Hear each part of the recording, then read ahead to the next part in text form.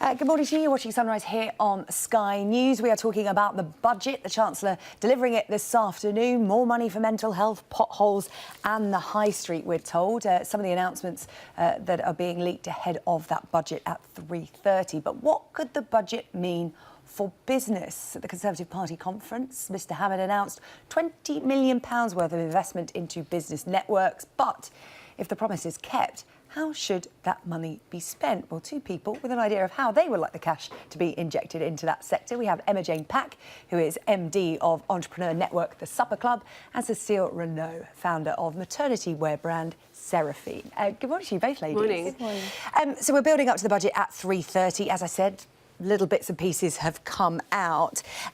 Emma-Jane, from a business point of view, as for a lot of sectors, actually, it's a very uncertain time with regard to Brexit and what will happen after that.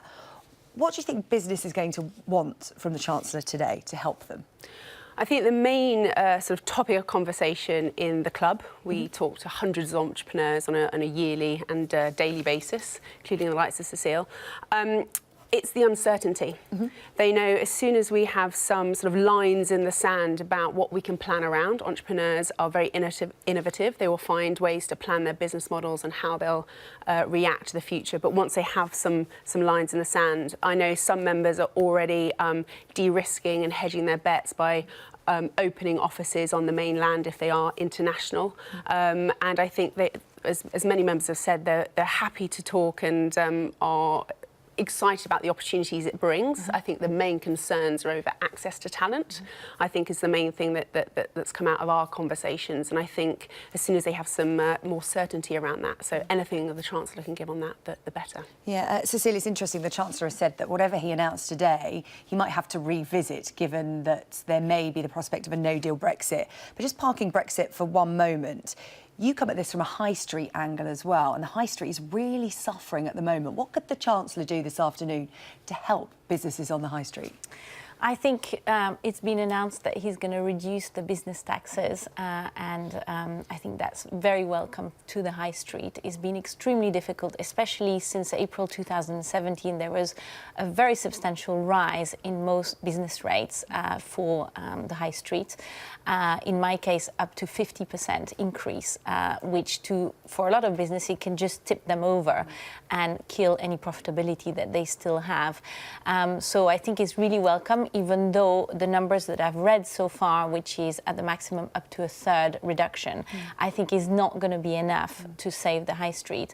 We are under the competition of the internet and the likes of an Amazon, who is not only a giant, but also does tax evasion, makes it very difficult for the high street to compete. So I would think more support, and I'd like help for business to set up. So, for example, when a business open a retail premises, that they wouldn't have to pay tax in year one, I think would be a very welcome new rule. It's interesting, actually, Cecile, because your business is on the high street. You have a physical store, but you're also online as well. And the Chancellor yesterday was speaking to Sophie Ridge here on Sky News, and he said we just have to accept, basically, that the high street is changing.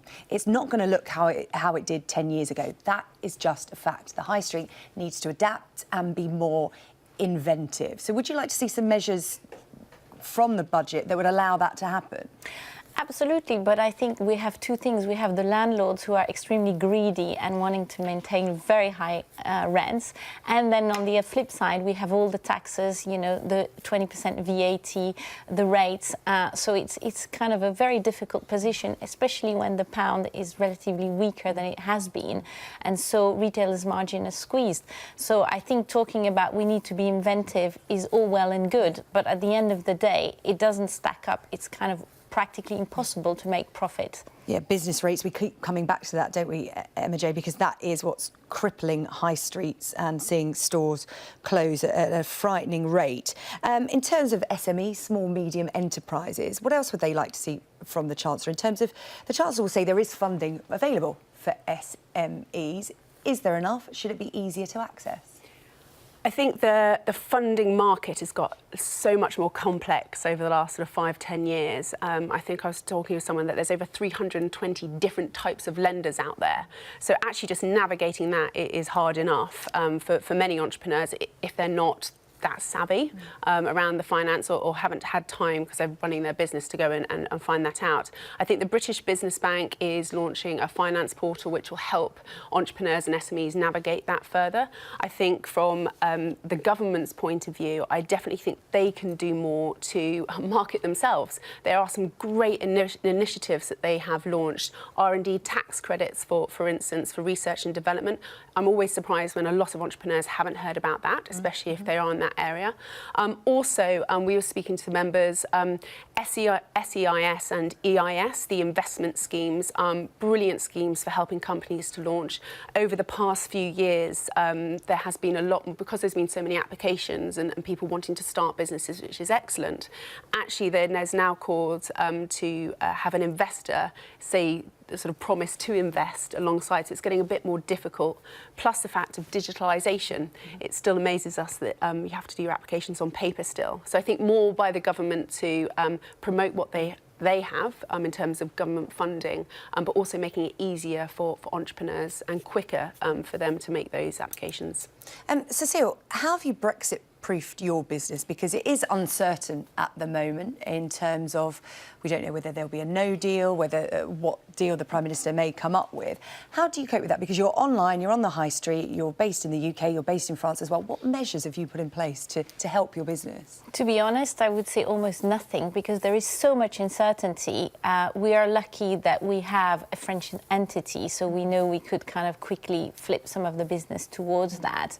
But other than that, I think for me it's been more about continuing to remain optimistic, to continue to invest and grow the business, because I think a lot of entrepreneurs are so scared that they've stopped, especially working on growing their export.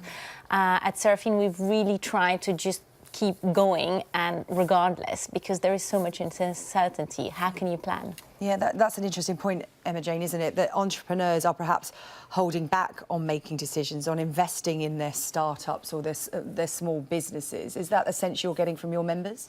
I think it's not necessarily investing in startups. I think, as Cecile said, there's this kind of tentative steps, especially when there's a Brexit announcement happened a couple of years ago. People almost stopped hiring straight away. They were like, I need to wait and see how this pans out. Yeah. I think entrepreneurs by nature want to push forward. They're always looking for innovations and way they can grow their business. So I think, as Cecile said, it's much more tentative at the moment. I think people are looking at different ways, what might be coming. And I think some are just, let's just get on with it. Attitude, actually, which is a typical entrepreneur's attitude, just to sort of keep carry going. On regardless. Yeah, absolutely. I'd actually be interested to get your viewpoint in terms of what can the Chancellor do this afternoon that would be women-friendly in the budget, because we've got two, working women here. Cecile, I know you're a mother. What can the Chancellor offer women in this budget?